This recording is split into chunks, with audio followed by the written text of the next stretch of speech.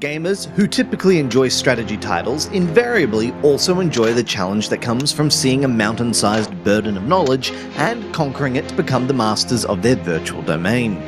Strategy and Tactics World War II was once tied to the Hearts of Iron franchise, a series some strategy fans should recognise. And while the mobile title reduces the complexity significantly, it's no less opaque in its mechanics.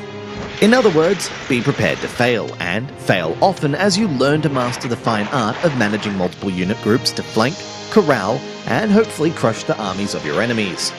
When I say less complex, what I mean to say is that much of the micromanagement inherent to a strategy game is taken out of your hands. You can buy and deploy units with the resources at your disposal, then send them around the theatre of war you're currently in to either claim territory, and thus claim more resources, or to fight enemy units.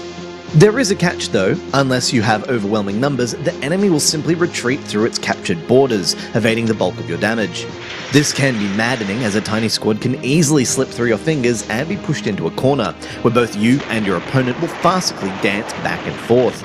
Maneuvers are made all the more difficult thanks to the limited mobility of units, making flanks extremely challenging to apply against an enemy even if they're completely out of position. However, with research points giving you access to significant unit upgrades, and each level being relatively tiny in size, Strategy and Tactics comes off as a sort of strategic snack for hardcore genre fans after a historically themed title.